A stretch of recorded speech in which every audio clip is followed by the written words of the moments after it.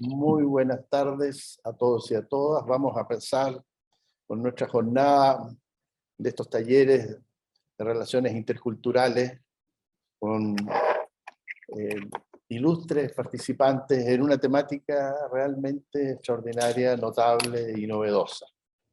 Vamos a hacer una pequeña aclaración en relación a su título, que me parece muy sugerente, pero revoltoso. Aproximación. ¿De qué se trata esto de los pelos revoltosos? Es algo realmente extraordinario, porque aunque vamos a hablar de ciertas identidades afro, se centra en una particularidad extraordinaria, en que tiene que ver con el pelo. El pelo como un signo, como una señal de identidad de gran importancia, lo que nos hace girar en definitiva nuestras reflexiones a una parte del cuerpo que parece indispensable en este mundo afro. Así que la invitación ya está hecha para que giremos de una manera muy especial en estas temáticas y nos concentremos en esa parte del cuerpo tan particular que es el pelo y que adquiere un significado, un sentido, y es más que eso, ¿no es cierto? Es un símbolo de la lucha reivindicativa en muchos sentidos, lo cual nos van a explicar a continuación tres especialistas. El primero, la primera, Angie Mercado, ella pertenece a una organización, ella es activista, es socióloga colombiana, ya vive muchos años acá en Chile, de Alma de Negro, esa es su organización, y desde ahí nos va a hablar. Después el profesor Joseph Gómez, del Departamento de Historia.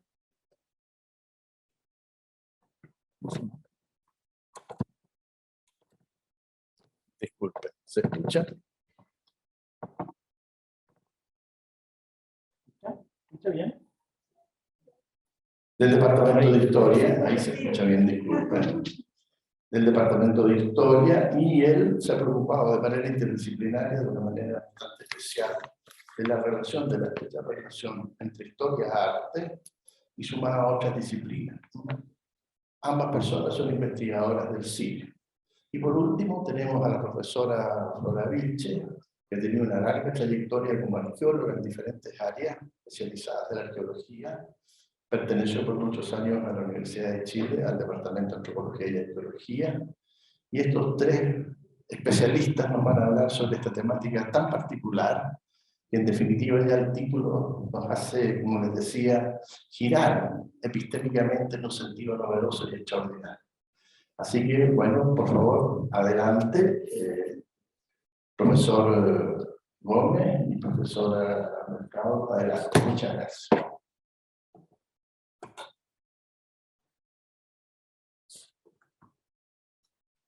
Muy buenas tardes a todos y todas.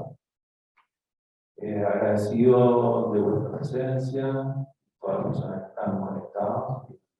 Saludo a la comunidad afro que se ha podido conectar también. Agradecer a Andy su presencia y su aporte, y bueno, en camino viene Luta Cruz, que también queremos que la conozcan como artista afro-chilena muy importante. Bueno, tenemos poquito tiempo y realmente es un tema intenso y extenso. Vamos a abordar el cabello afro, pero afro, en dos dimensiones, pero centrado básicamente en la idea del pelo afro como patrimonio, y especialmente como patrimonio de conflicto, como territorio en disputa, y como decía Pedro, como un espacio tanto de resistencia como de opresión. El pelo afro no es un tema superficial, es decir, no es algo que dañe estrictamente a la estética o a la moda, sino que es un constructo cultural muy complejo. Lo queremos entender como un agente fundamental en las relaciones interculturales, en las relaciones transnacionales, en los análisis interseccionales. Esta complejidad es sumamente interesante porque además es una materialidad humana, es parte de que atraviesa el continente. Es increíble cómo las problemáticas sobre el cabello las encontramos de manera muy similar en Chile, las encontramos en toda Afro-Latinoamérica, las encontramos también en Norteamérica y en muchos otros lugares del mundo, y por lo tanto consideramos que amerita un abordaje en toda profundidad. Pero cuando tenemos un poquito de tiempo, vamos a darle rápido para escuchar a Angie, que tiene muchas cosas que decir. Bueno, a ver, básicamente queremos, ¿no es cierto?, poner algunas imágenes sobre el modo de introducción. Todos sabemos que el cabello humano tiene una relevancia psicológica gigantesca, una relevancia política, cultural, tiene una relevancia en el fondo en todas las culturas y también en todos los grupos y en las personas igualmente. Recordemos el libro de Edmund Leach, el cabello mágico, ¿no es cierto?, un clásico del tema. Pero queremos referirnos también al mundo afro, ¿no es cierto?, y al mundo de la África tribal, como un espacio donde el cabello es sumamente importante, y creo que estas imágenes hablan por sí solas, solamente con ver, por ejemplo, los dorados zulú, ¿no es cierto?, de un gran ingenio, estético, un gran ingenio simbólico, ¿no es cierto? Estos tocados pueden alcanzar hasta 1,20 m, ¿no es cierto? Por lo tanto, el cabello en la cultura africana es símbolo de estatus, de poder, símbolo de parentalidades, rango social, ¿no es cierto? Y también, obviamente, un amplio espectro de trabajo estético que incluye casi todas las materialidades vinculadas al cabello. Por ejemplo, aquí es muy interesante el mediodía, ¿cierto?, el peinado de los granos de café. Y obviamente algo que también es muy relevante en el fondo es el peinado. Y no solo el peinado, sino también la materialidad del peine. Aquí vemos algunas peinadoras. El peine en la cultura africana tiene un valor afectivo, tiene un significado también artístico, material, artesanal, se transmite de generación en generación. Y como dicen algunos estudiosos del tema, los africanos cuando llegaron quedaron sin peine. Y ya muchos hablan de cuando vivíamos sin peine, es decir, en el fondo, cuando nuestro cabello fue de alguna manera escondido, y empezó el proceso, obviamente, de inferiorización y de función de los valores y usos tradicionales del cabello africano. Aquí tenemos una imagen, ¿no es cierto?, de esa perspectiva. El cabello era aplacado, vemos los turbantes, ¿no es cierto?, en las mujeres, y vemos en los hombres, digamos, un muy somero trabajo con su cabello. Cabe señalar que hay información, ¿cierto?, de época donde se consigna que después de la travesía de la trata, cuando llegaban los esclavos, inmediatamente que salían a cubierta en los barcos, con pedazos de botella, se hacían estrellas, se hacían peinados, se hacían figuras en el cabello, tocados en el cabello. Por lo tanto, esta resistencia comienza desde la cubierta de los barcos en que eran traídos para el esclavismo. Pero también es cierto que hay muchas referencias en cómo los grupos africanos, la diáspora también se empieza a asimilar a la cultura colonizadora y comienzan a imitar los peinados del colonizador. En este sentido, es muy importante una ley que allí nos va a explicar, que es la ley Lino, que es una ley vinculada justamente a estos procesos de prohibición, ¿cierto?, cancelación del cabello afro. Hola a todos. Sí, como decía Joseph, la ley Lino es una ley de clases que se dio en Luisiana en 1789 por el ministro de la época, que era Esteban Rodríguez Miro, donde se le obligaba a las mujeres criollas, las mujeres que eran esclavas que estaban libres, y las mujeres mestizas que tenían el cabello afro a usar un pañuelo, para cubrir sus cabezas, porque estas mujeres, pues en la sociedad era mal visto tener los peinados que yo acaba de mostrar.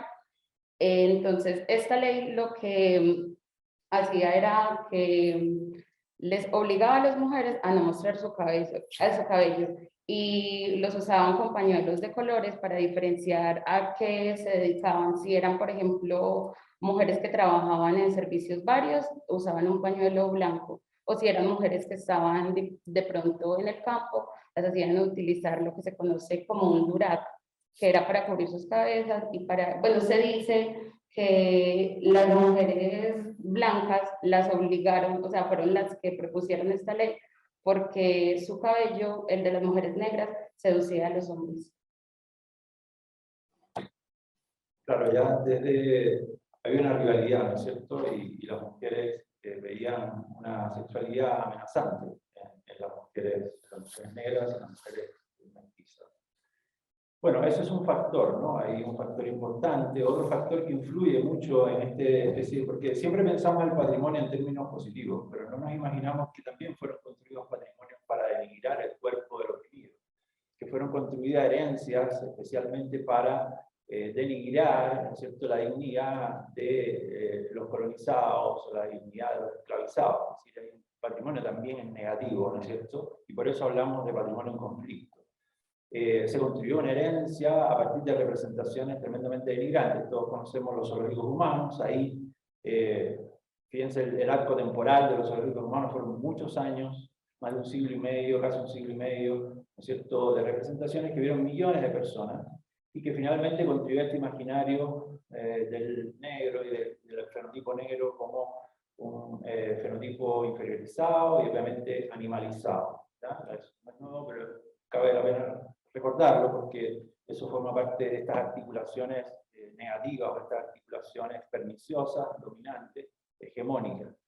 Y aquí vemos, por ejemplo, un típico anuncio de la época simizando, ¿no? Es decir, en el fondo transformando en simios a los africanos, los afrodescendientes, y por lo tanto esto también influye mucho en las articulaciones que se generan con esta herencia negativa sobre el pelo afro.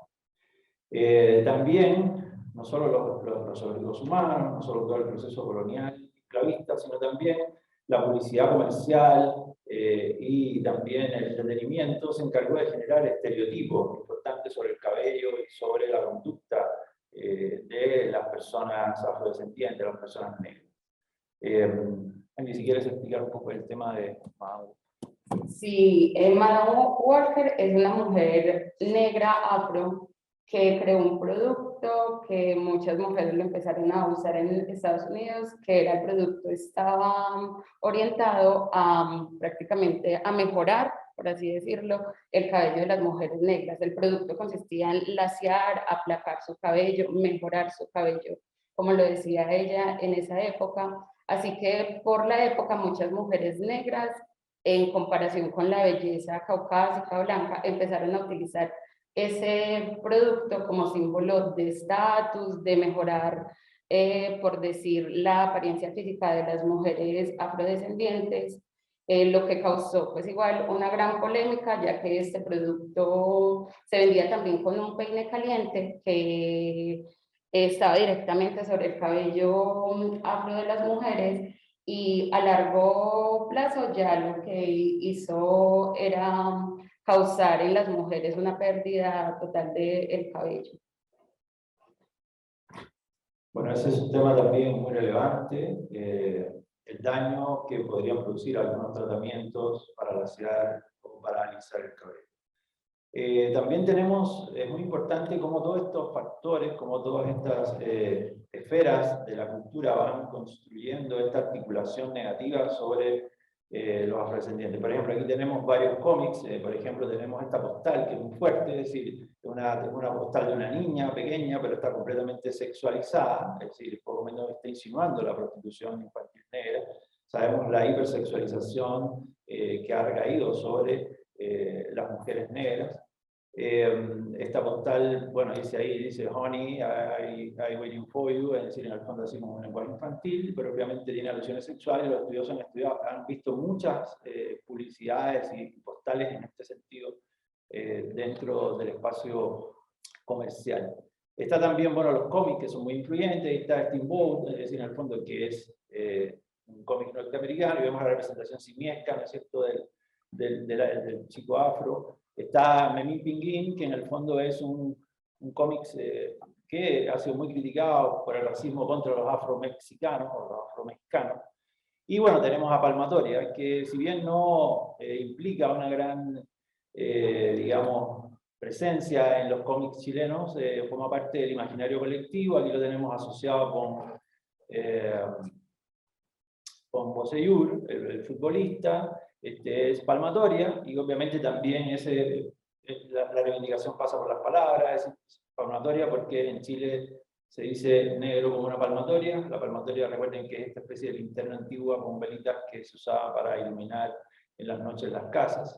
Entonces, encontramos que hay todo un aparato cultural gigantesco que va, ¿no es cierto?, estigmatizando fuertemente tanto el fenotipo de las personas afrodescendientes como su cabellera. Aquí tenemos el caso de un niño también que es presentado de manera ambigua, una sexualidad ambigua, un pelo raramente además arreglado, y que este niño héroe que salva a doncellas blancas es presentado como ilegítimo, es decir, como un ser extraño que aparece, ¿no es cierto?, en el espacio de los niños blancos, y que por lo tanto queda también deslegitimado.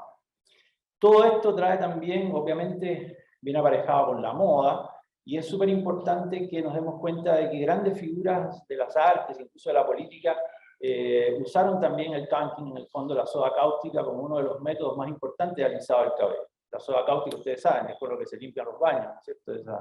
Se le echa para estupir baños, es una sustancia muy básica y que obviamente destruye los tejidos orgánicos. Aquí tenemos a Josephine Becker con ese tratamiento, tenemos a Nat King Cole, tenemos a Malcolm X cuando era más joven, ¿no es cierto?, que también lo usaba, y al rey del mambo, Pérez Prado. Obviamente esto se masificó y en muchos países se usaba una mezcla de soda cáustica con peine caliente.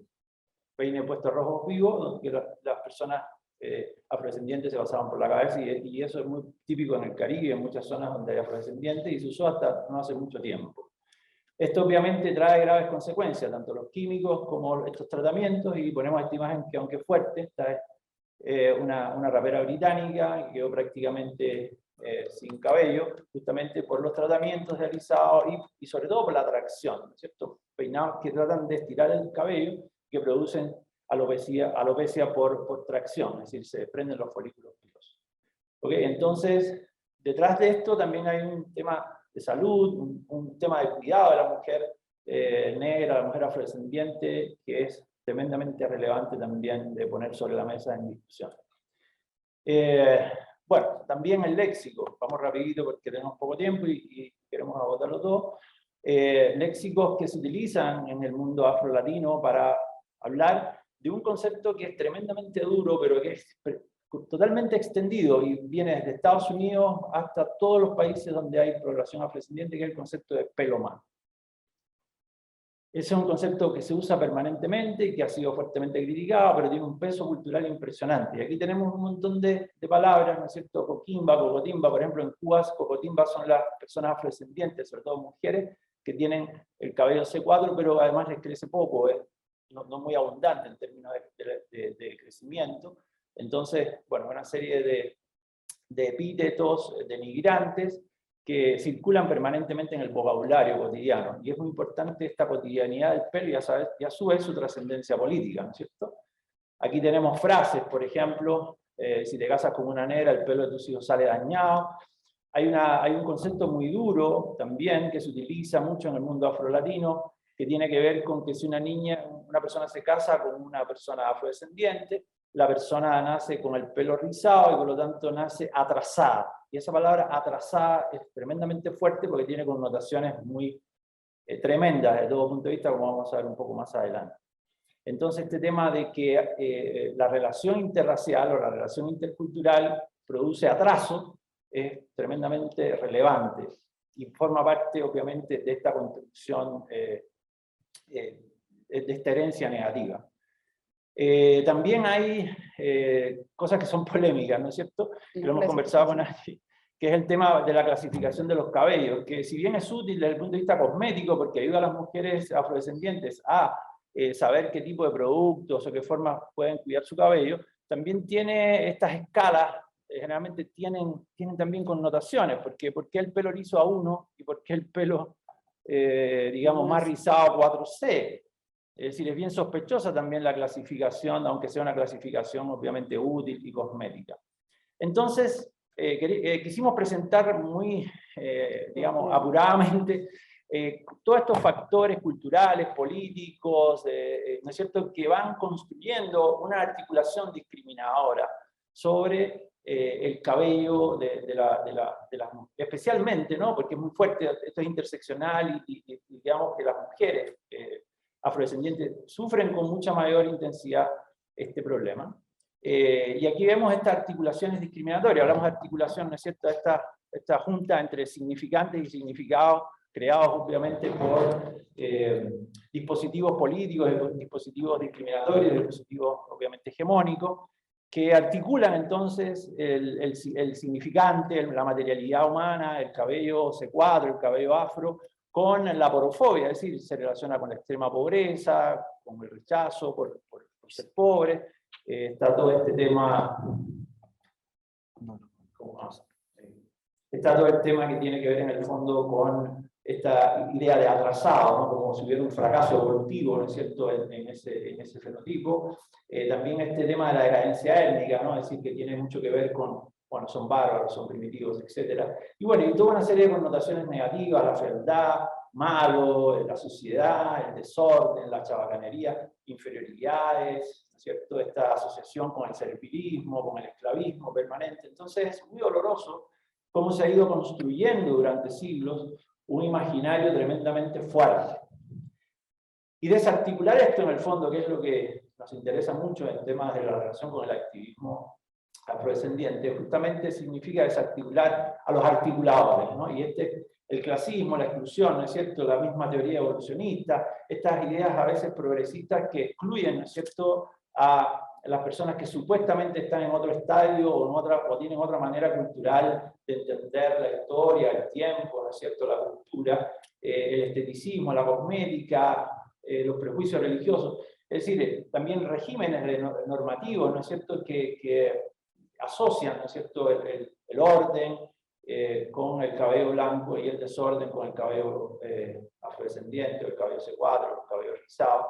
Y así, ¿no?, una serie de construcciones que en el fondo obviamente queremos desarticular. Y hay algo muy importante en esto, digamos bien rapidito, queda poco tiempo, porque mencionaba, que tiene que ver con el proceso de transición. Es decir, cómo, por ejemplo, una mujer afrodescendiente hace un proceso de desencarnación de la herencia discriminatoria y se posiciona en el digamos, se reposiciona, ¿no es cierto?, construye un nuevo patrimonio, es decir, un nuevo sentido de pertenencia, un nuevo sentido de identidad, un nuevo sentido de ancestría, y ese proceso es tremendamente relevante. Qué pena que no podamos extendernos más en esto, porque es un proceso psicosocial, socioemocional, tremendamente relevante y tremendamente difícil para las mujeres afrodescendientes, ¿no es cierto? Entonces, bueno, queremos ahora hablar un poco del montaje de todo esto, y aquí tenemos, ¿no es cierto?, una pequeña canción, ¿no es cierto?, que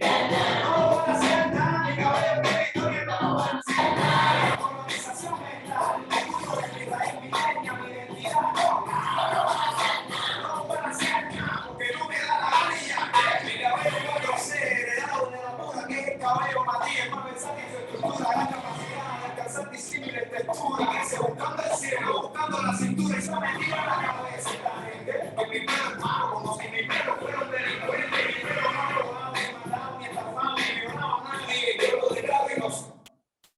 Yo lo declaro inocente, ¿no es cierto? Y me parece que esta estrofa es súper importante. Esas son las articulaciones que el activismo intenta desmontar, ¿no es cierto? Y bueno, obviamente que hay muchos activismos, todos lo conocemos, vamos a darle una pasada rápida, ¿no es cierto?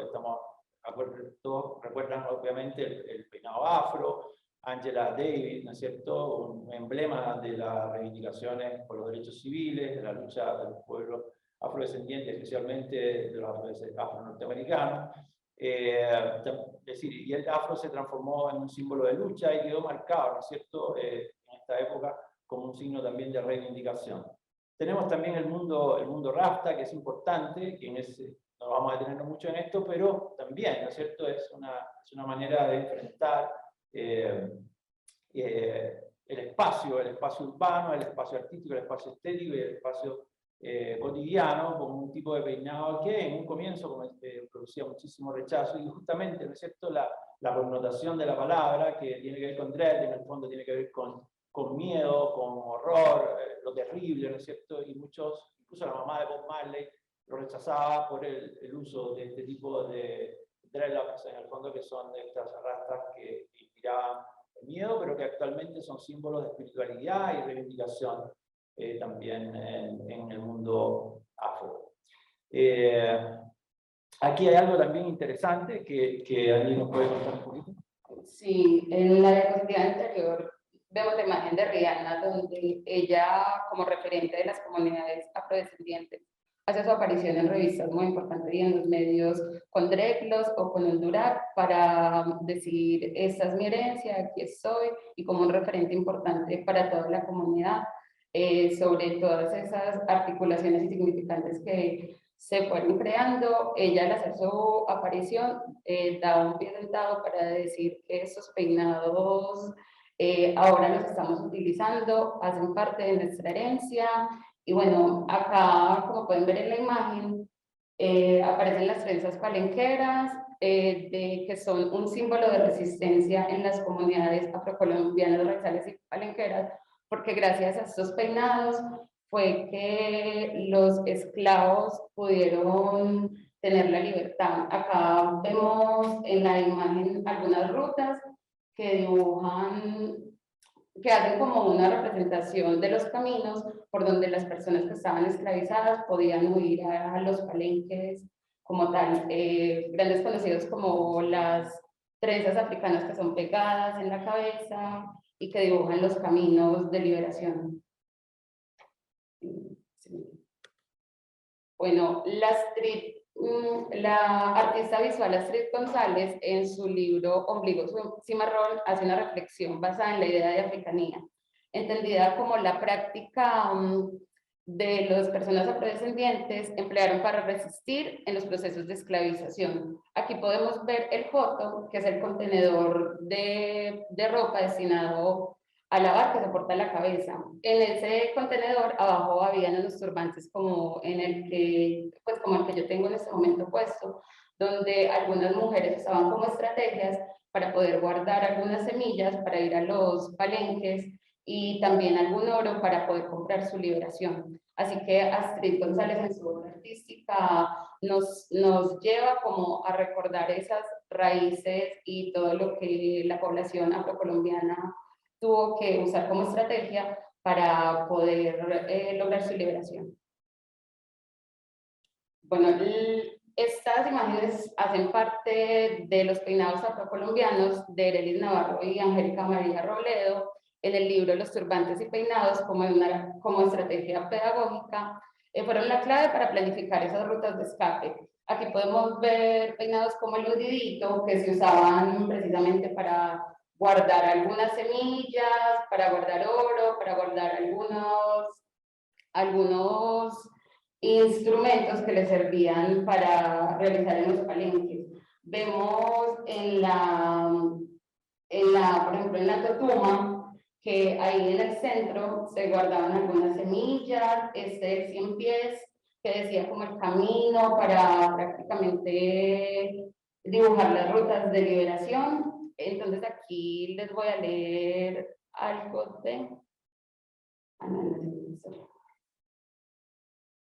Bueno, Emilia Neida Valencia, ella es una activista afrocolombiana que hace parte de Amafracol, que es la asociación más grande creada en 1992 en Colombia, que reúne varias mujeres trenzadoras, donde lo que ellos hacen es resignificar y resistir al peinado colombiano a través de la estrategia del festival más grande que se hace anual, que se llama Tejido Esperanza, donde reúne a varias mujeres afrodescendientes para rescatar y difundir las trenzas palenqueras. Emilia Neida, les voy a leer acá lo que ella dice de lo que es Tejido Esperanza. Tejido Esperanza está pensado por y para las comunidades negras de Colombia que actualmente convergen en este espacio de disertación alrededor del cabello afro natural y sobre todo las trenzas. Este evento ha logrado posicionar cultural y políticamente, convirtiéndose en un referente importante para abordar el peinado afro y sus aportes históricos a la libertad de nuestros ancestros. Tejido Esperanza constituye una de las estrategias más importantes para el fortalecimiento de la identidad étnica, cultural del pueblo negro en Colombia. Ha sido un referente para la creación de comunidades afrudas, chontudas, peliquietas, afrorizadas, que hoy por hoy se conocen como mujeres hermosamente negras o negramente hermosas. Ella utiliza las palabras afrudas, chontudas y peliquietas como para resignificar esas palabras, ya que han sido usadas como palabras para discriminar a las mujeres negras. Bueno, y acá también tenemos un fuerte activismo en Chile y me gustaría Andy también que un poco nos hablara, brevemente nos queda poquito tiempo, sobre Elena. Sí, Elena es una activista afro que tiene un proyecto súper lindo que se llama Trenzología, que ella lo llama como Trenza Cimarrona, donde a través de su plataforma educa a muchas mujeres negras en torno al trenzado, cómo hacerlo para que no les afecte su cabello, también para reivindicar esos valores de las mujeres negras en cuanto al trenzado, para resistir, ella lo llama como resistencia en torno al peinado. Por acá ella nos dice, bueno, Paola Palacios, ella hace parte de la colectiva Negrocentris, aquí dice, llevar tu cabello natural es un acto revolucionario, es un acto político, es enfrentarse a la estructura, enfrentar la hegemonía y decir, esa soy yo, no me interesan los cánones impuestos, voy a ser quien realmente soy. Ella a través de la colectiva Negrocentris hacen eventos para resignificar el peinado, los turbantes y los cabellos de la diáspora africana. Angélica Machado es una activista afrocolombiana que actualmente reside en Argentina, donde vende, a través de su emprendimiento, resignifica lo que son los turbantes que, como les contaba anteriormente, hicieron parte de la ley no como obligación. Entonces ella lo que hace es resignificar esos turbantes a través de sus diseños que nos cuentan una historia acerca del peinado y las trenzas africanas. Muchos de sus turbantes están dedicados, como lo pueden ver en la imagen de abajo, se llaman peinados y caminos. Todos estos turbantes representan los peinados y caminos de la diáspora africana. Nosotros los distribuimos acá por Soy Alma de Negra. El turbante es un lenguaje no verbal. Decimos que es un lenguaje no verbal porque cada que vamos a un escenario y aparecemos con un turbante, pues llama mucho la atención y muchas mujeres, y siempre nos preguntan que cuál es el trapo que llevamos en la cabeza o qué significa que ustedes lleven ese trapo. Entonces, como a nosotros, pues por la ley Tignon, acá en América nos obligaron a usar el pañuelo. Nosotros a través de estas plataformas lo que intentamos es resignificar, y como muestra Joseph, acá en el 2014 la actual electa vicepresidenta Francia Márquez, en defensa del territorio, sale a marchar con lo que se conoce como la marcha de turbantes, que fue una marcha que se dio a nivel nacional, fue un recorrido por todo Colombia para explicar sobre las atrocidades que estaban viviendo ambientalmente, y usan el símbolo de turbante como resignificación de las comunidades. Y Matapelo es una iniciativa también de Colombia, de La Guajira, donde a través de eventos como la Peinatón, resignifica los peinados y los turbantes afrocolombianos. Bueno, acá en Chile también tenemos, como todos sabemos, un reconocimiento del pueblo tribal afrodescendiente chileno. En este caso estamos mostrando a la organización Hijas de Azapa, una de sus lideresas, Asen Páez, ¿no es cierto? Nos contaba que ella recién en el año 2000, ¿no es cierto?, gracias a una ONG, comenzó a aceptar sus raíces. Fíjense lo difícil que es este proceso de transición, de aceptación y de resignificación de la identidad. Y ella misma me contaba, decía que después de los 50 años fue que se atrevió por primera vez a usar su cabello afro natural. Es decir, hay un proceso sumamente potente que tiene que ver con eso. Y obviamente está digamos, en tapete todo el tema de la representación en la Constitución del pueblo tigre afrodescendiente como parte de la nueva Constitución, y ahí vemos mujeres afrodescendientes chilenas en Arica y cómo ellos se han manifestado potentemente en este sentido. Bueno, y para terminar, porque estamos muy apretaditos de tiempo, tenemos acá Luta. Tenemos a Luta Cruz, que es una afrochilena, cantante, activista y estilista profesional, que la consideramos un símbolo en muchos sentidos, es un símbolo muy potente de la lucha de la mujer afrodescendiente en Chile y también de las reivindicaciones de género y el activismo muy amplio que ella desarrolla con un proyecto estético muy potente.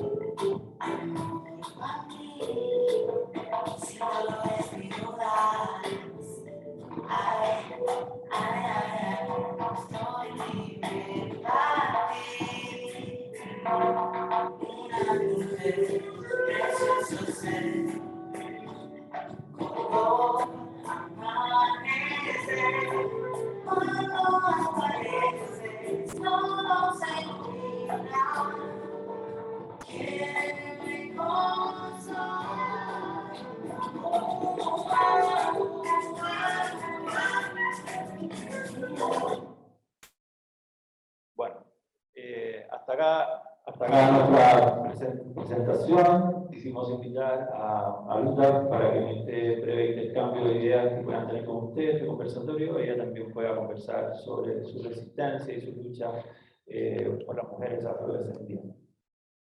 Muchas gracias a todos los presentes, y muchas gracias a Luta por haber venido y por acompañarnos.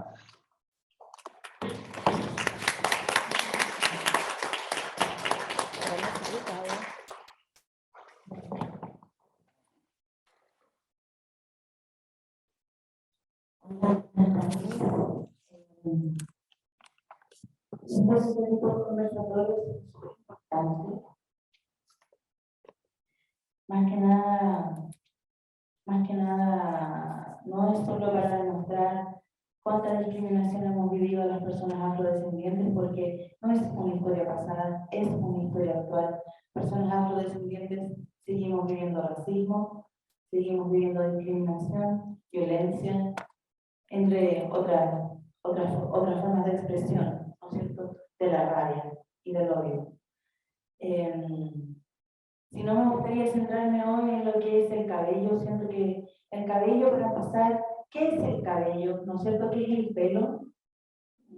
Cuando estudié estilismo profesional, lo estudié porque tenía muchas ganas de tratar mi cabello sola, porque estaba muy cansada de ir a la peluquería y sentirme que algo de mal estaba en mí, ¿no es cierto? Porque en Chile, yo, bueno, después de ser estilista profesional, me di cuenta que en Chile había muchos casos como los míos, no necesariamente de personas afrodescendientes, sino de personas crespas, onduladas y rizadas en Chile.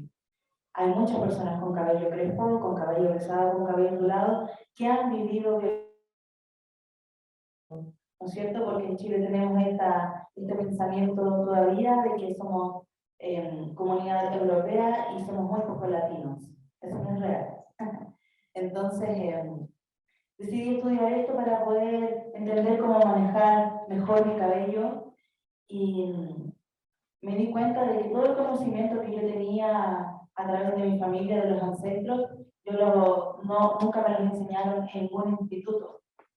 En ninguna institución, en ningún lugar te van a enseñar cosas que son culturales, porque la institución no enseña cultura, la institución enseña teoría. Entonces, entré a estudiar peluquería y bueno, noté también que había compañeras que tenían toda esta problemática en torno al cabello porque sus cabellos eran rizados. Y me preguntaban cosas a mí y me daba cuenta en ese entonces de que sí sabía algunas cosas y que era importante trabajar también a través de la cultura y de desmitificar, ¿no es cierto?, de que el cabello crespo, ondulado, afro o rizado es malo, de que tiene una connotación negativa solamente porque se ve un poco más desordenado, ¿verdad? Pero al final no está desordenado, simplemente es su forma. Y una de las curiosidades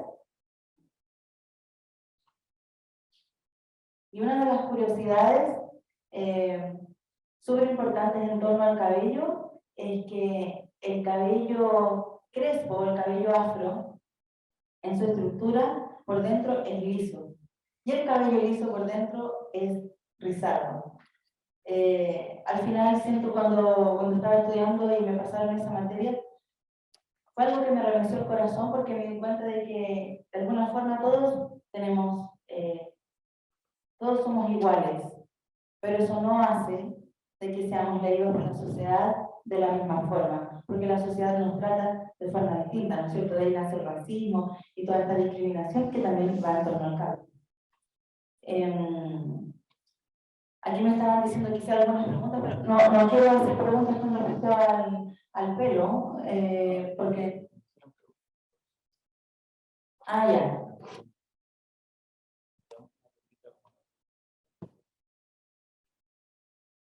Póngalo usted, póngalo.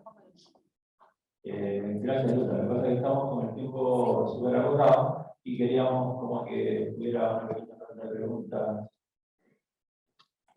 Sí, podemos dejar para después las preguntas. Perfecto. Y ahora vamos a dejar a la profesora Frola Vinci que nos ilustre con su exposición.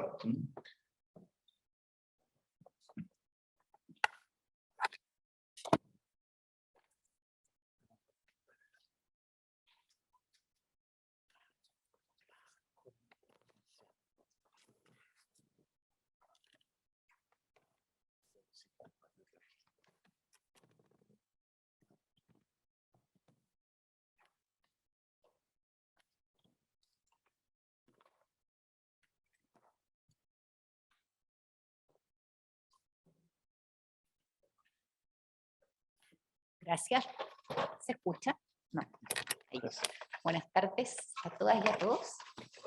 Mientras los saludo, y quiero agradecerle en primer lugar a mis anfitriones aquí, en primer lugar a Carolina Odone, que sé que está conectada, que ella me invitó en primera instancia, a Francisca de la Maza y a Pedro, y a todos los amigos y amigas acá, a mis compañeros acá de escenario. Déjenme poner esto. ¿Está listo? ¿Está listo? ¿Sí? ¿Se ve bien? Sí, bien. ¿Ven la pantalla?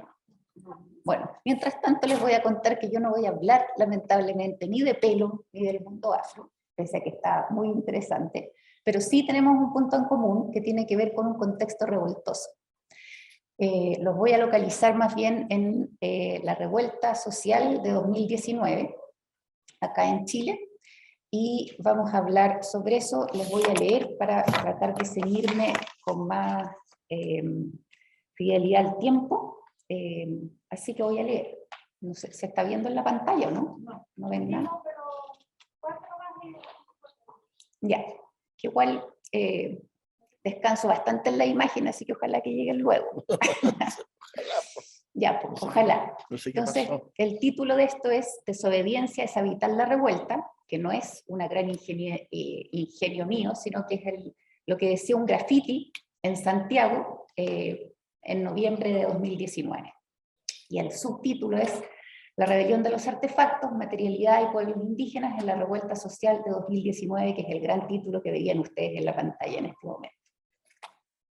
Hace más de 1000 años, a través de escenas retratadas en vasijas de cerámica y paredes de sus templos, los moches representaron vívidamente cómo una variedad de artefactos de su quehacer habitual adquirían vida propia. Me refiero al clásico tema iconográfico del arte mochica, conocido como la rebelión de los artefactos. donde objetos comunes como jarras, herramientas y prendas de vestir cobran vida tomando el control del mundo creado por los humanos. Fuese una situación de anarquía causada por fuerzas mitológicas o por un ser humano, el arqueólogo Jeffrey Quilter cree que los moche deben haber experimentado una gran ansiedad propia de un mundo vuelto al revés, donde se rompe el orden establecido. Esa misma ansiedad frente al mundo material que nos desafía quedó recientemente de manifiesto en Chile, fruto de una profunda crisis social cuyo principal modo de expresión fue la calle. El 18 de octubre de 2019 marcó el inicio de lo que se ha conocido como estallido social. Chile literalmente explotó.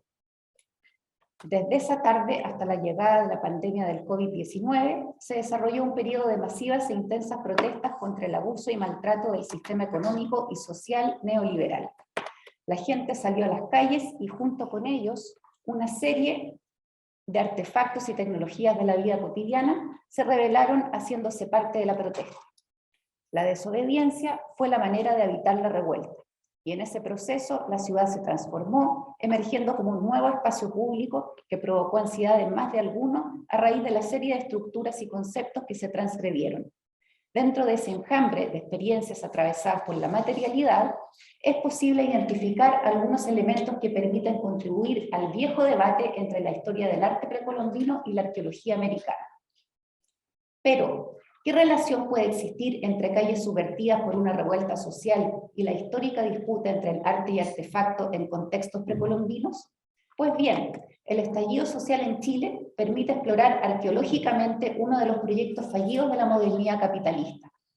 Y bien sabemos que es justamente en el corazón de la modernidad capitalista donde se gesta la disputa entre el arte y la arqueología. Si a ello sumamos el hecho que el divorcio arte-arqueología en Chile se expresa de manera más clara en las formas de exhibición de lo precolombino que en el debate académico, propiamente, la calle adquiere aún mayor relevancia en tanto espacio de representación material y visual de la crisis del modelo neoliberal actual. Si bien este proceso de remodelación del espacio público se vivió en diversos puntos del país, hoy solo me voy a referir a algunas experiencias que acontecieron en la ciudad de Santiago, lugar que habito y donde pude registrar algunas de ellas. Específicamente me voy a referir a lo que se denominó como Zona Cero, que es básicamente la zona centro de Santiago, donde se concentraron las manifestaciones y enfrentamientos con las fuerzas policiales de manera más intensa y sostenida. Bueno, como me imagino que ustedes también habitan o están habitando en este minuto Santiago, creo que no necesito el mapa, y varias de las imágenes que iba a mostrar en estos instantes, también me imagino, lo lamento por quienes no son habitantes de Santiago, les son familiares, o de Chile. La intensidad y envergadura de la protesta, de hecho, motivó la urgencia de muchos y muchas por registrar y comprender este fenómeno desde distintos enfoques y formatos. En este contexto, la arqueología se reveló como una aproximación especialmente adecuada, ya que las modificaciones de la ciudad conformaron una constante sucesión de eventos efímeros a ritmo vertiginoso, que dejaban rastros materiales de muy baja permanencia. Ollas, rejas, papeles, cucharas de palo, pintura, antenas satelitales, esculturas públicas, lápices, muros, veredas y semáforos se movilizaron o fueron objeto de la movilización de otros artefactos, elementos, entre los que sin duda destacó el fuego, ahí veían una gran llamarada, y seres humanos, principalmente la oposición de fuerzas entre manifestantes y agentes policiales. Al rebelarse y adquirir agencia al más puro estilo moche, se parecía mucho al mural Mochica, de la rebelión de los artefactos encarnaron el malestar de la población. El dinamismo y multidimensionalidad que caracterizó la movilización de artefactos de la revuelta, la diversidad de enfoques con que se han abordado los variados ejercicios de registro e interpretación de los mismos, así como muchas de las respuestas a la nueva ciudad por parte de sus habitantes, dan cuenta de la vigencia de cuestiones que el antropólogo James Clifford ha discutido extensivamente a propósito de la recolección de objetos no occidentales. En su cuadro del sistema arte-cultura, bien señala cómo los límites de arte y ciencia, lo estético y lo antropológico, no son permanentemente fijos. Ahí teníamos el bello cuadro de James Clifford. Al contrario, son históricamente específicos, aun cuando en cada momento distintos tiempos y categorías tienden a percolarse.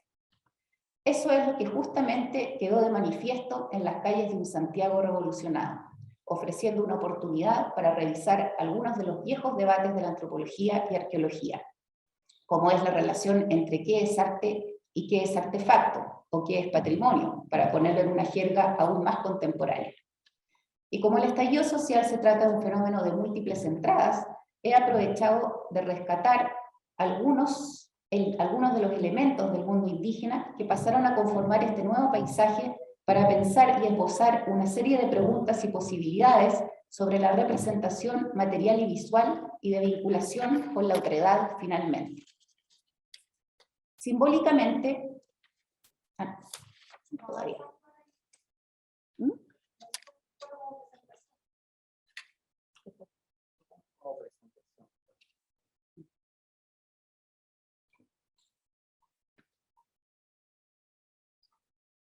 Que me dijo que estaba como presentación.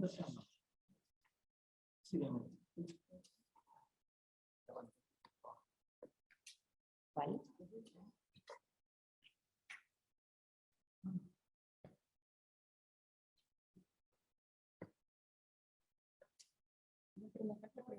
Falta conectar igual.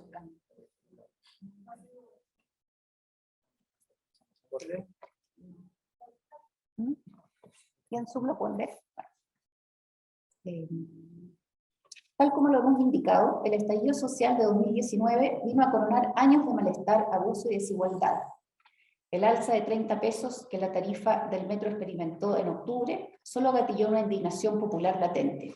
He ahí que una de las primeras consignas de la protesta fue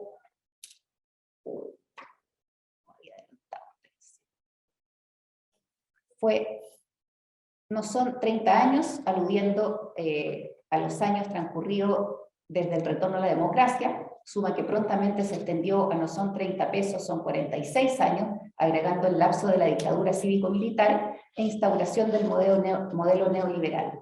Sin embargo, la variante más reveladora y que nos demuestra el vínculo con la discusión que aquí nos convoca, llega con no son 30 pesos, son 500 años.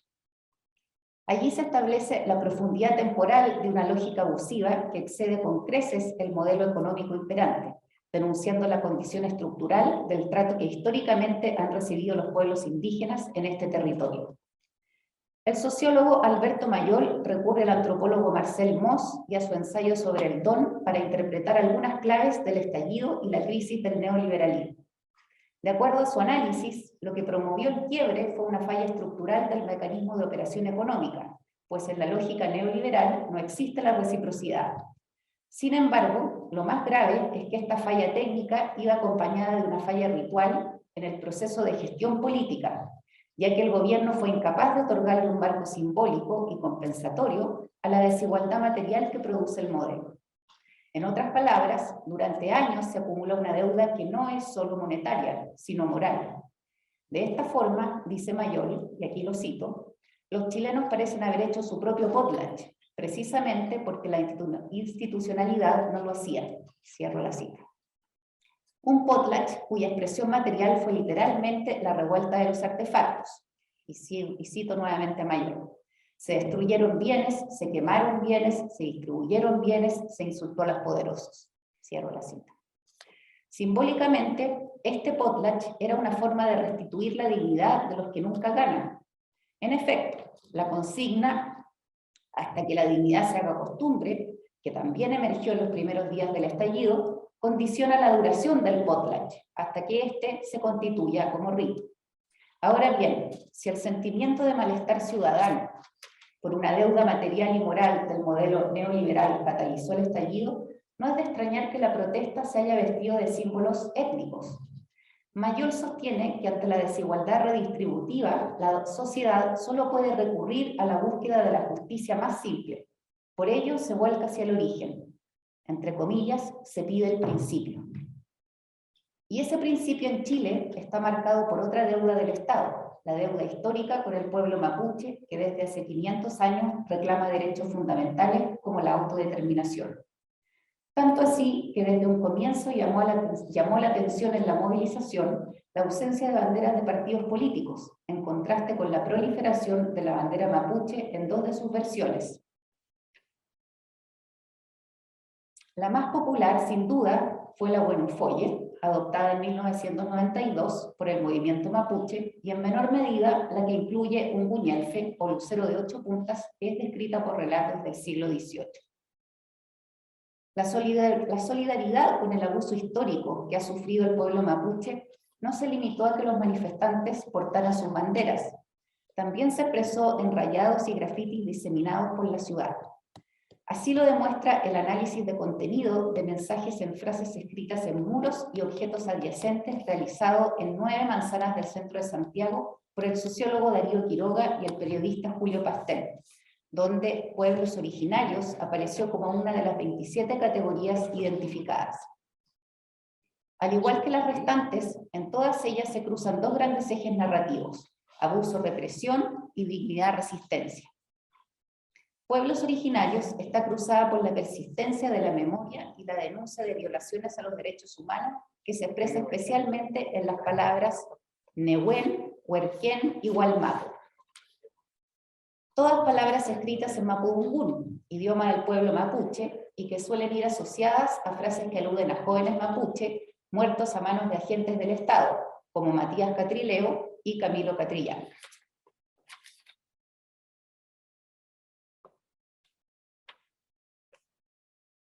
Es destacable que el registro de Quiroga y Pastén, en el registro de Quiroga y Pastén, todo lo que refiere a pueblos originarios está representado exclusivamente por el pueblo mapuche, probablemente porque es el mayoritario en el país, pero además porque ha sido el movimiento más violentamente reprimido en las últimas décadas. Aún así, la frecuencia de estas frases y palabras está muy por debajo de otras categorías que refieren al Estado y al sistema neoliberal en general. Una forma de interpretar esta diferencia numérica es que la eficacia simbólica y ritual del componente indígena reside justamente en su dimensión visual, como lo demuestra la multiplicación de banderas. A ello se suma la interpelación directa a instituciones que tratan con el pasado pre- y post-hispano de poblaciones originarias, el Museo de Arte Colonial y el Museo Chileno de Arte Precolombino. Aquí tampoco hay grandes consignas, puesto que el mensaje consiste en la intervención de los nombres de las instituciones mediante el borramiento de aquellos términos que denotan la trama de dominación y exclusión del indígena. Al primero, al colonial, se le tacha el término que lo designa, colonial, y al segundo, su filiación político-republicana, chileno. En esa misma línea de corregir la estructura de poder mediante un gesto performativo y visual, más que por la palabra escrita, destacan las esculturas que fueron dispuestas por el colectivo originario, integrado por artesanos indígenas en el epicentro de la zona cero a comienzos de diciembre de 2019. Se trató de 3 figuras talladas en madera que representan a 3 grupos originarios: mapuche, diaguita y selknam. La gente circula entre ellas, les cuelga banderas, deposita ofrendas, las retratan y se sacan selfies. Esta, sin duda, constituye una de las resignificaciones más potentes del espacio público. Las esculturas miran al poniente, dando la espalda al monumento del general Baquedano, ícono patrimonial de la Plaza Italia. Esta plaza es reconocida como un punto neurálgico de la capital, donde suelen llevarse a cabo celebraciones de todo orden. Pero además ha representado históricamente la frontera de la segregación social, separando espacialmente a ricos de pobres. No es de extrañar que desde el inicio del estallido se haya transformado en el centro de la protesta, siendo prontamente rebautizada por los manifestantes como Plaza de la Dignidad.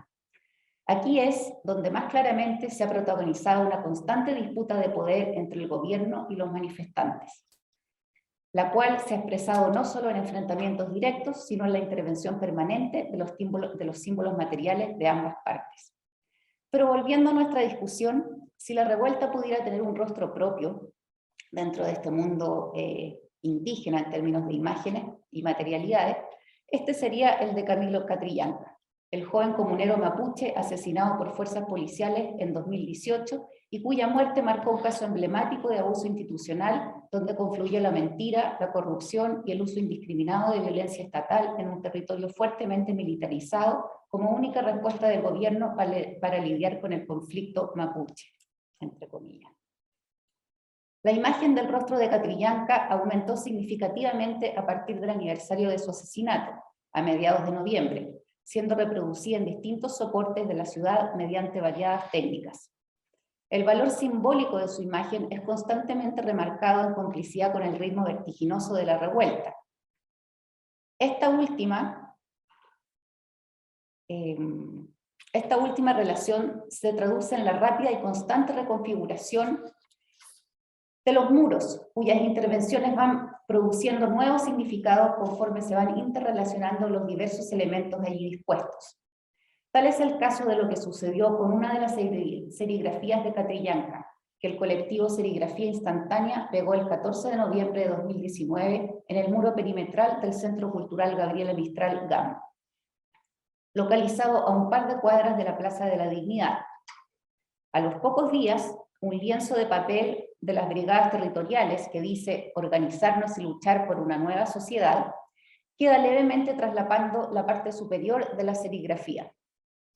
2 semanas más tarde, la serigrafía es intervenida por el colectivo Museo de la Dignidad, cuyo modus operandi consistía en poner marcos dorados a diversas expresiones visuales dispuestas en muros de la zona cero con motivo del estallido. Así, el rostro de Catrillanca quedó circunscrito por un marco rectangular de madera biselada pintada con spray dorado. Poco más de un mes después, el 22 de diciembre, el ojo izquierdo de Catrillanca aparece rayado con una cruz roja, mientras que en el marco se escribe con tinta azul la frase «Que vuelva Lautaro». Las sucesivas intervenciones de la serigrafía de Catrillanca en el GAM son capaces de ilustrar la relación de recursividad que caracterizó a varias de las prácticas callejeras que acontecieron durante la revuelta. Vemos así como muchas intervenciones tienen directa relación con los diferentes sucesos que fueron ocurriendo en el marco de las movilizaciones. La Cruz Roja en el ojo de Catrillanca, por ejemplo, hace una alusión directa al creciente número de víctimas de daño ocular a manos de las fuerzas policiales durante las protestas. Según cifras del Instituto Nacional de Derechos Humanos, la cantidad de víctimas por daño ocular durante la revuelta entre octubre de 2019 y marzo del 2020 alcanzó a 450. Siguiendo con el marco de la serigrafía, la frase «Que vuelva Lautaro» hace un guiño a la ausencia de líderes del movimiento, pero al invocar a Lautaro, uno de los líderes mapuche de la guerra de Arauco, en la primera fase de la conquista española, también subraya el rechazo a que una desprestigiada clase política asuma dicho rol. El mensaje de las brigadas territoriales, por su parte, lleva implícito el deseo del 80% del país que en octubre del 2020 aprobó la redacción de una nueva constitución a manos de una convención constitucional conformada exclusivamente por miembros elegidos popularmente, vale decir, una nueva sociedad. Deseo que fue ratificado en un nuevo acto democrático en mayo del 2021, cuando los constituyentes fueron electos por la ciudadanía. A través de estas imágenes, o ausencia de imágenes, he pretendido ilustrar algunas evidencias sobre cómo la desobediencia efectivamente habitó la revuelta, principalmente mediante transformaciones en la función, significación y localización de artefactos, personas y espacios. En varios casos, dichos desplazamientos transgredieron reglas profundamente arraigadas en las conductas de la población, ilustrando la vigencia del cuadro de James Clifford. En lo que respecta a las intervenciones visuales de muros como los del GAM, resulta interesante que en la mayoría de los casos estas no fueron realizadas por artistas reconocidos como tales. Si bien existieron algunos ya consagrados y otros llegaron a serlo conforme el avance de la movilización, el grueso de las expresiones vino de la mano de personas anónimas. La rapidez e insistencia por dejar plasmadas sus huellas se tradujo en muros dinámicos de uso colectivo que pocas veces admitían la permanencia de individualidades y donde la división entre lo que constituye arte y no arte poco importaba. Todo lo contrario a la lógica neoliberal que glorifica el individualismo. No obstante lo anterior, por todo lo que se transgrede y desafía, también aparecen otras instancias más resistentes al cambio, dejando en evidencia categorías profundamente modernas que han calado hondo en el actuar de los propios manifestantes. El colectivo Museo de la Dignidad ilustra bien este caso. Su intención fundante era conservar algunas de las expresiones visuales de la protesta ante su eventual desaparición, ya que fuera por la propia intensidad del fenómeno o por prácticas de censura estatal. Sin embargo, la selección de los casos pasó por optar por mensajes no violentos y que tuvieran relación con la palabra dignidad, abriendo un flanco de debate sobre lo que constituye un acto de violencia o sobre qué se relaciona con la dignidad. Este debate, aunque no vinculado al actuar del Museo de la Dignidad, fue una de las discusiones explícitas en el seno de las movilizaciones, quedando expuesto en una serie de rayados que aludían a la criminalización de la protesta por parte del gobierno. Por otro lado, el medio de selección del colectivo fue el marco icónico del Museo Decimonónico y Moderno, el cual probablemente pretendió otorgarle dignidad a las piezas seleccionadas, que coincidentemente eran de autores conocidos. Debemos convenir en que el marco de la serigrafía de Catrillanca cumplió con el objetivo de conservarla, impidiendo que sufriera intervenciones que comprometieran su integridad. Probablemente el marco contribuyó a inspirar respeto, a diferencia de otras serigrafías idénticas que fueron rápidamente tapadas por otras intervenciones gráficas.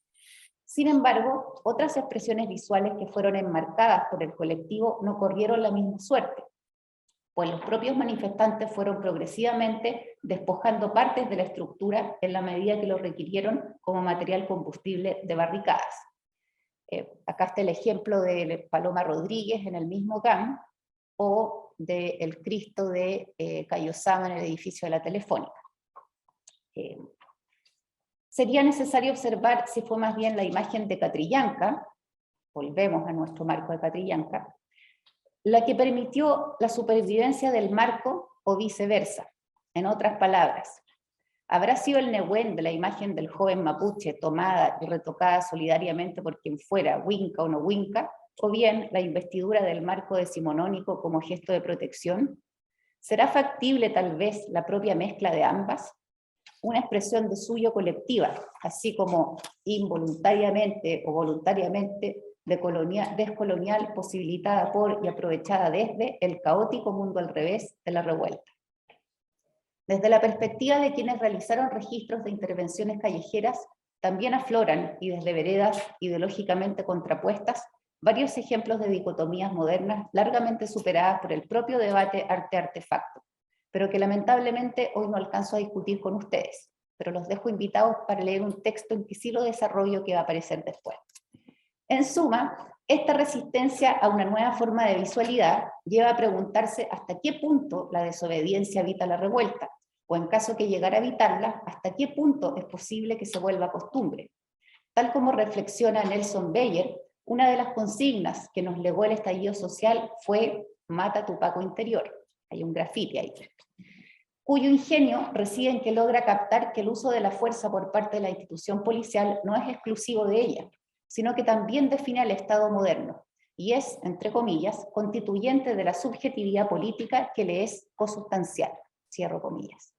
Cabe preguntarnos entonces si nuestro Paco interior está dispuesto a tolerar e inaugurar formas otras de expresión que efectivamente se alejen de la lógica neoliberal que tanta rabia y maltrato ha producido en la ciudadanía.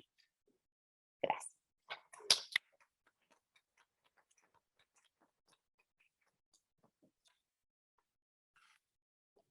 Primero que nada, pedirle disculpas a la profesora Vilche por no haber podido mostrar las imágenes que eran consustanciales a su exposición.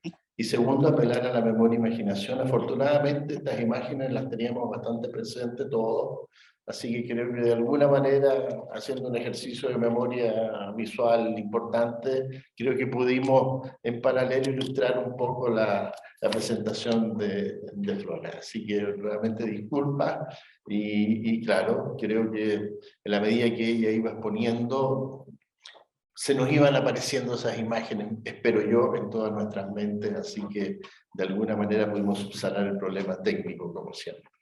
No sé cómo estamos de tiempo.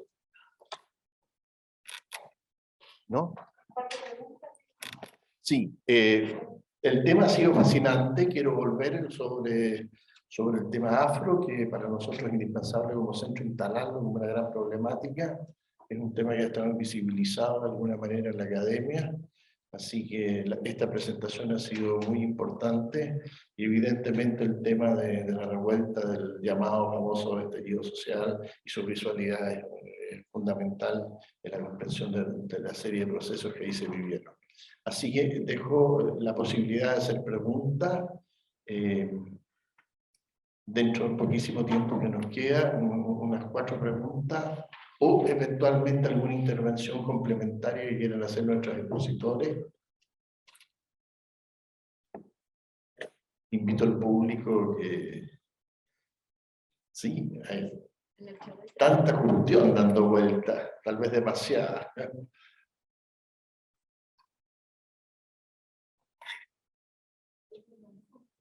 Sí. No sé si hay...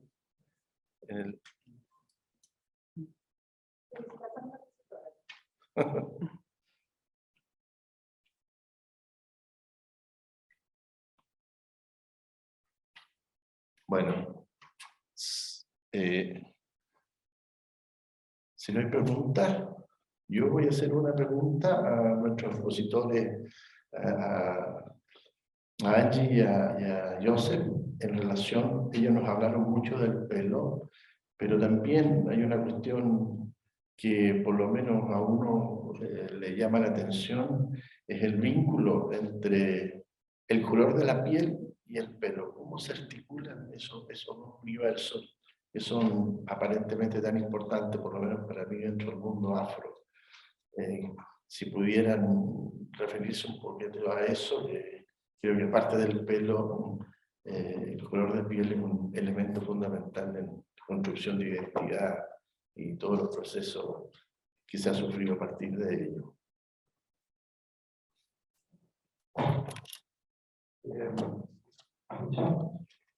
No, brevemente señalar que el colorismo es una forma de discriminación que es intraétnica y interétnica, es decir, formación de jerarquías a través del color de la piel.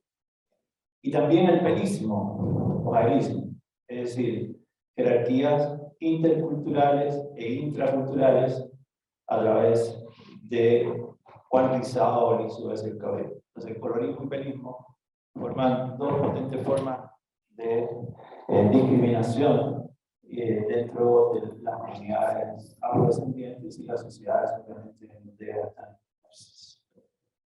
Y se articulan correlacionalmente, es decir, obviamente el factor rizado es un factor de discriminación, es decir, directamente proporcional, y el factor color es también un factor directamente proporcional de discriminación. Y cuando ambos se combinan, obviamente la presencia de una corporalidad negra con pelo muy rizado y piel muy oscura es objeto de mayor discriminación. Desafortunadamente así funciona. Acá hay una pregunta en el chat.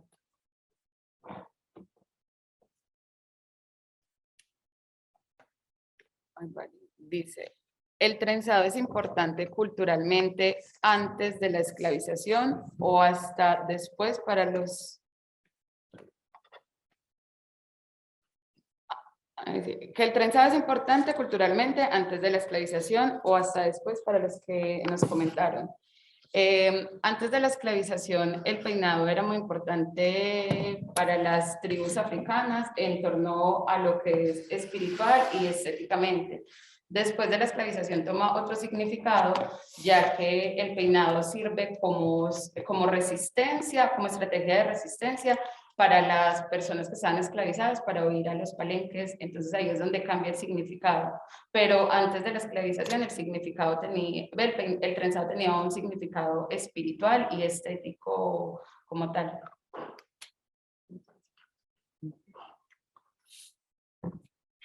Voy a leer yo misma, que acá aparece una pregunta para mí en el chat. Dice...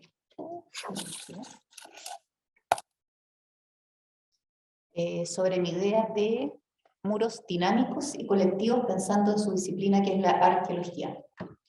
Bueno, yo pienso que ahí la arqueología es una herramienta muy útil pensando en lo rápido y lo vertiginoso que fueron estos movimientos de la protesta, que dejaban tan bajo registro y que se sucedían unos a otros de forma tan rápida.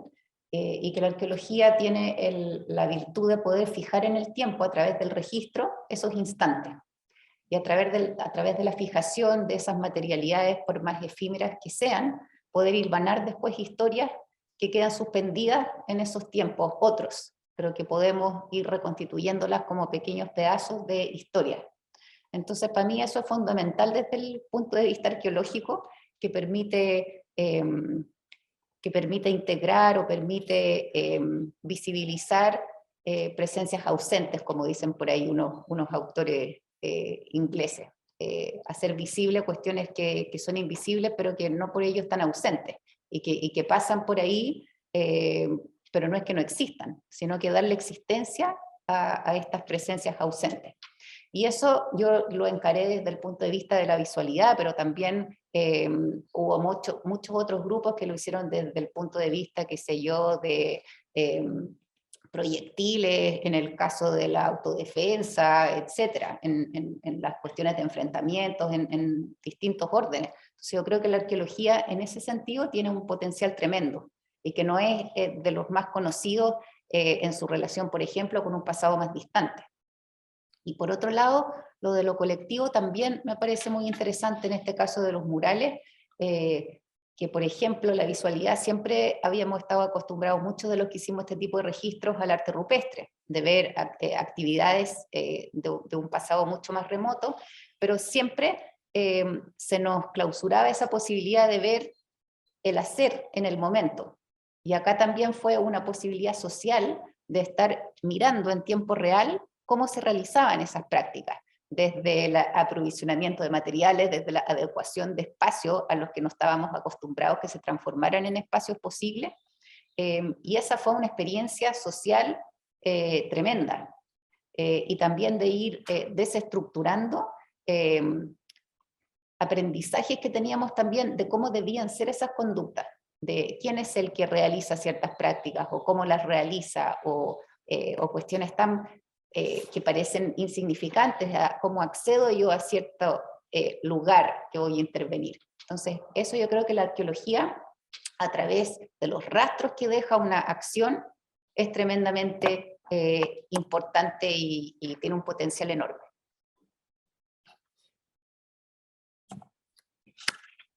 No podemos dejar de lado la música. Viendo un documental hace muy poco tiempo sobre los Rolling Stones, que seguramente todos conocemos, explicaban ahí cómo la Tina Turner le enseñó a Mick Jagger a moverse, que era un tipo absolutamente tieso y paquete, no tenía ninguna noción del ritmo, ¿no? Y cómo ellos se alimentaron, ¿no es cierto?, de ese rock primero, de Little Richard, y principalmente de lo que fue el movimiento blusero de Chicago, que ha sido tan importante para muchas generaciones nuestras, ¿no es cierto?, la emergencia de esa fusión de jazz, de rock, de blues.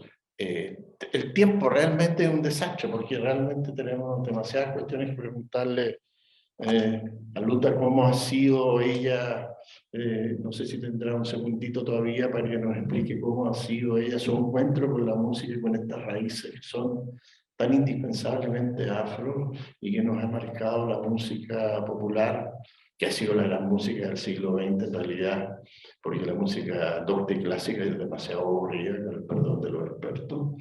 Así que no sé si puedes alguna palabrita para cerrar, por favor, en relación a cuál ha sido tu experiencia desde tu constitución, ¿no es cierto?, afrodescendiente, en estas formas de expresión que son tan particulares y propias de ustedes, y que nosotros, ¿no?, como sujetos ajenos a ese mundo, hemos adoptado con fascinación y fervor.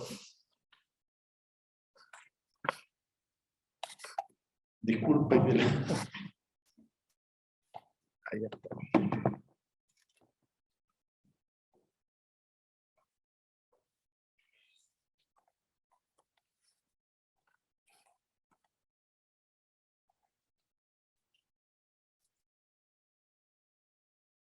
Me gustaría agregar que es importante Un poquito más lejos. Me gustaría agregar de que es importante de que la historia sea dicha por personas afrodescendientes y en el caso que estaban hablando del estallido social, por personas mapuches. Es importante de que nadie tome el espacio de nadie. Entonces, ahora volviendo y hablando sobre música, me gustaría volver a presentarme. Mi nombre es Luta Cruz, soy cantante y compositora afrochilena, también soy estilista profesional, así que aprovecho de hablar un poco sobre eso para las personas que quieran saber un poco sobre el cabello afro y algunos datos, tips, pueden acercarse después del conversatorio y conversar conmigo. Pero volviendo a lo que me comentaba sobre música, siento que la música afrochilena está en una construcción. Personalmente trabajo para construir música afrochilena. Es difícil porque la afrochilenidad está sin identidad.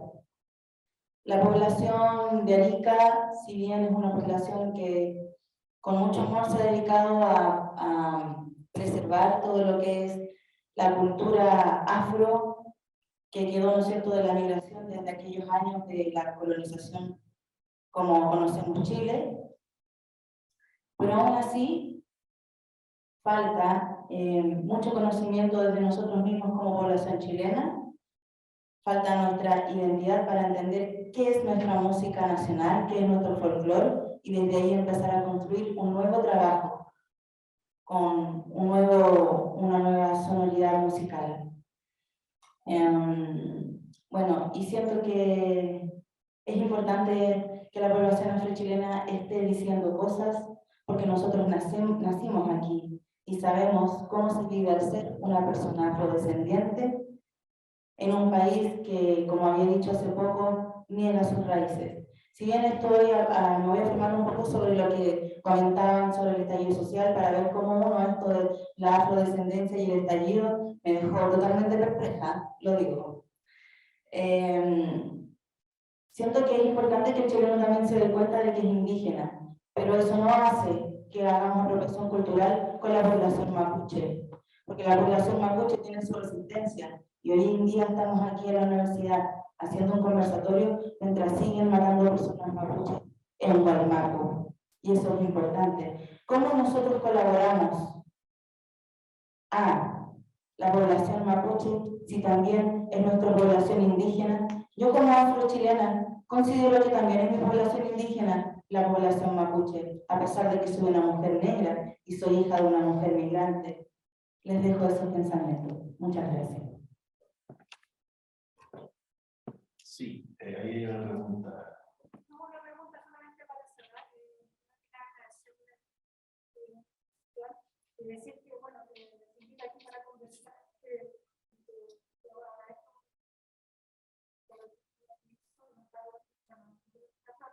Pero decir que justamente lo que queremos es los contextos que estamos viviendo. Mirarlo, escuchar, hablar.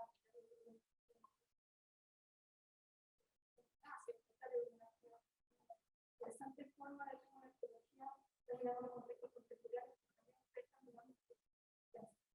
Este contexto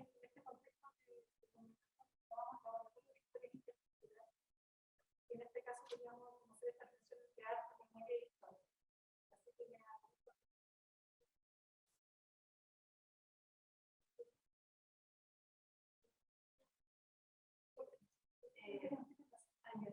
que quería saber si el color de pelo también está como en el tema de la resistencia. Te digo porque, por ejemplo, yo soy mapuche. Yo he recibido comentarios así como, igual, si tienen mala onda, como, oh, qué lindo tu pelo, que mapuche, que negro. Entonces, no sé, igual está como dentro de la resistencia de los derechos. Ya, súper buena pregunta. Mira, según lo que yo he estudiado, el color de pelo tiene mucho que ver también con tu melanina en el cuerpo.